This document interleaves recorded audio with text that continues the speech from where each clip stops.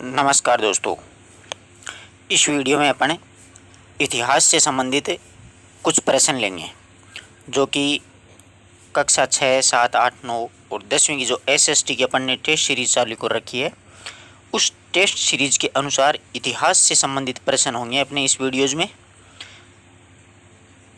और ये जो प्रश्न है मित्रों, रीट, पटवार, पुलिस या एसएससी हर परीक्षा के लिए काफ़ी महत्वपूर्ण होने वाले हैं। तो देखिए, अब बने रहिए पूरे वीडियो के साथ। देखिए, इतिहास, मुगल प्रशासन, आप स्वयं देख रहे हैं। पहला प्रश्न है अपना, देखिए, किस मुगल बादशाह ने दक्षिणी के सम्राट की उपाधि धारण की थी?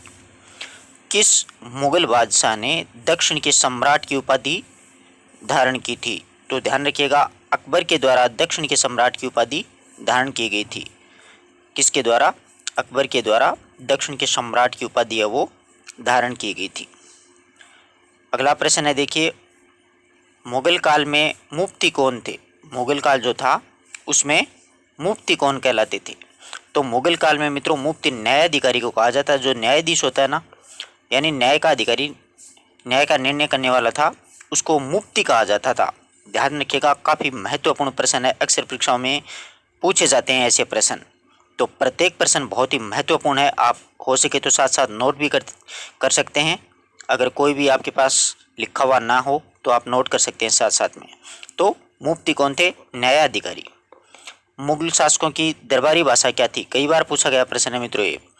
मुगल शासकों की दरबारी भाषा मित्रों फारसी थी। ध्यान रखना, कौन सी थी? फारसी भाषा थी। अगला प्रश्न देखिए, किस इतिहासकार ने शाहजहां के शासनकाल को मुगल काल का स्वर्ण युग कहा? बहुत अच्छा प्रश्न है। किस इतिहासकार ने शाहजहां के शासनकाल को मुगल काल का स्वर्ण युग कहा? तो A.L. श्रीवास्तव, आशीर्वाद लाल श्रीवास्तव के द्वारा ये बात कही गई थी कि शाहजहां का जो शासनकाल है वो स्वर्ण युग है। A.L. श्रीवास्तव। ध्यान रखिएगा, खूब महत्वपूर्ण, काफी गहरा प्रश्न है ये, परीक्षा की दृष्टि से बहुत ही महत्वपूर्ण प्रश्न है। किस मुगल बादशाह ने बलबन के द्वारा प्रारंभ किया गया दरबारी रिवाज सिजदा, दरबारी रिवाज कौन सा? सिजदा समाप्त कर दिया गया था?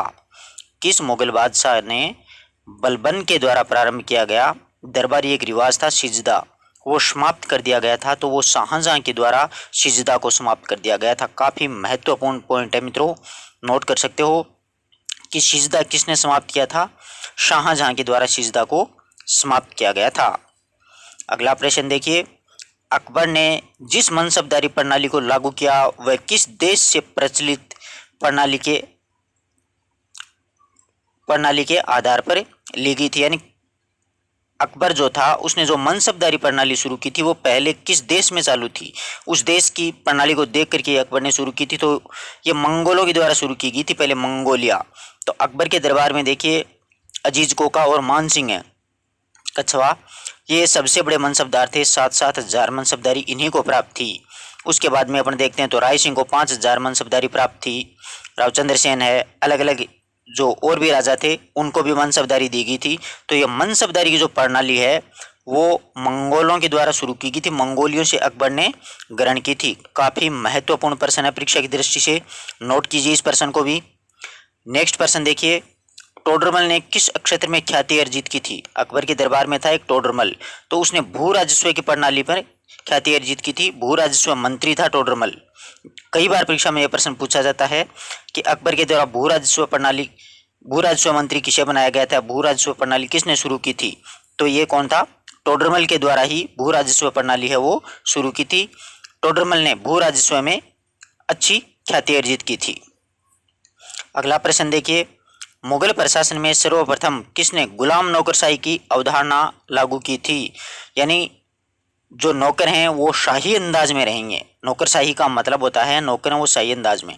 तो ये अकबर के द्वारा शुरू की थी। वैसे भारत के इतिहास में या राजस्थान के इतिहास में देखा जाए तो मेवाड़ के राजा अल्लट के द्वारा नौकरशाही शुरू की गई थी सबसे पहले, परंतु बाद में अकबर था जो पूरे भारत हिंदुस्तान का बादशाह बन गया था, बादशाह आशित कर ली थी। उस समय अकबर ने नौकरशाही है वो लागू की थी। तो मुगल प्रशासन में पूछा जाए तो ध्यान रखिएगा, अकबर उत्तर आएगा कि मुगल प्रशासन में सर्वप्रथम गुलाम नौकरशाही यानी गुलाम के ये नौकर हैं वो भी शाही अंदाज में रह सकते हैं, आराम से हर्षोल्लास से रह सकते हैं, उसे नौकरशाही कहते हैं, नौकर भी शाही अंदाज में। तो अकबर के द्वारा शुरू की गई थी। राजस्थान में अल्लट याद रखिएगा। नेक्स्ट प्रश्न देखिए, मुगल काल का प्रथम वजीर कौन था? बहुत महत्वपूर्ण प्रश्न है मित्रों। निजामुद्दीन खलीफा है, वो मुगल काल का वजीर था।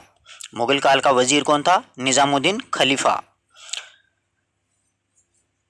नेक्स्ट देखिए, मुगल काल में सैनिकों की वेतन सूची सरखत पर हस्ताक्षर कौन करता था? जो मुगल काल में सैनिक होते थे उनको वेतन दिया जाता था, उस सूची को सरखत कहा जाता था, उस पे हस्ताक्षर कौन करता था? तो उस पे हस्ताक्षर है वो मीर बख्शी नाम करके था, वो करता था। कौन करता था? मीर बख्शी है, वो सैनिकों की वेतन की सूची यानी सरखत पे हस्ताक्षर करता था। तो याद रखिएगा मीर बख्शी, पूछे जाने योग्य कथन है। मुगल दरबार में उत्सव समारोह से संबंधित, नेक्स्ट प्रश्न है मित्रों, मुगल काल में उत्सव समारोह से संबंधित विभाग का प्रमुख कौन होता था? यानी उत्सव और समारोह जो त्योहार वगैरह होते थे उनका प्रमुख कौन था? मीर ए तुजुक, क्या नाम था उस विद्वान का? मीर ए तुजुक नाम था। जो उत्सव मनाए जाते थे, जो समारोह आयोजित किए जाते थे, उनकी मान्यता कौन देता था? तो ध्यान रखिएगा, उत्सव और समारोह का प्रमुख जो था, प्रमुख अधिकारी जो था, वो मीर ए तुजुक नाम का एक व्यक्ति था। मुगल काल में सूबे में राजस्व विभाग का प्रमुख कौन होता था? सूबा जिले को बोलते थे। मुगल काल में सूबे का राजस्व विभाग का प्रमुख कौन होता था? सूबे के प्रमुख को दीवान कहा जाता था। ऐसे प्रश्न परीक्षा में उठाए जाते हैं मित्रों, और ऐसे प्रश्नों पे अपन ध्यान नहीं देते हैं, गाइडों में घुसे चले जाते हैं। प्रश्न होते हैं वो बेसिकली बोर्ड की पुस्तकों से पूछ ले जाते हैं। तो मुगल काल में सूबे में राजस्व विभाग का प्रमुख होता था दीवान। मुगल मनसबदारी प्रणाली, नेक्स्ट प्रश्न देखिए, मुगल मनसबदारी प्रणाली में मशरूत का नियम किसने लागू किया था? मुगल मनसबदारी प्रणाली में मशरूत का नियम किसने लागू किया था? तो मशरूत का जो नियम था वो औरंगजेब के द्वारा लागू किया गया था। ध्यान रखिएगा, मशरूत का नियम किसके द्वारा? औरंगजेब के द्वारा लागू किया गया था। निशार नामक चांदी का सिक्का किसने चलाया? बहुत अच्छा प्रश्न है मित्रों, निशार नामक चांदी का सिक्का किसने चलाया? तो देखिए, निशार नामक चांदी का सिक्का वो जहांगीर के द्वारा चलाया गया था। किसके द्वारा? जहांगीर के द्वारा।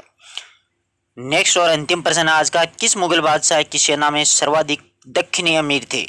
बहुत अच्छा प्रश्न है, किस मुगल बादशाह की सेना में सर्वाधिक दक्षिणी अमीर थे? तो औरंगजेब की सेना में सर्वाधिक दक्षिणी अमीर थे, और इन्हीं के आधार पर औरंगजेब वो शिवाजी को अपनी अधीनता स्वीकार करने के लिए सोचता है, अधीनता स्वीकार करने का विचार लेता है, परंतु औरंगजेब को अधीनता जो दिलाने वाले थे वो राजा जय सिंह के माध्यम से ही 1665 में अधीनता स्वीकार की थी, यानी एक संधि हुई थी औरंगजेब और मिर्जा राजा जय सिंह और शिवाजी के मध्य। तो दक्षिण में सर्वाधिक अमीर जो थे वो मुगल शासक था औरंगजेब। ध्यान रखिएगा, कौन था? औरंगजेब। इस प्रकार से आज अपन ने 15 प्रश्नों का अध्ययन किया है मुगल प्रशासन से संबंधित। आशा करता हूं कि प्रत्येक प्रश्न आपको अच्छे से समझ में आया होगा। मित्रों, ये प्रश्न अगर आपके पास नए लिखे हुए हैं तो आप नोट कर लीजिएगा। परीक्षा में अक्सर इस प्रकार के प्रश्न पूछ लिए जाते हैं। ये प्रश्न बहुत ही महत्वपूर्ण प्रश्न है, क्योंकि ऑथेंटिक पुस्तकों से लिए गए प्रश्न है, इसलिए ये ज़्यादा महत्वपूर्ण है। ठीक है, मिलते हैं एक नई वीडियो नए टॉपिक के साथ। तब तक के लिए नमस्कार।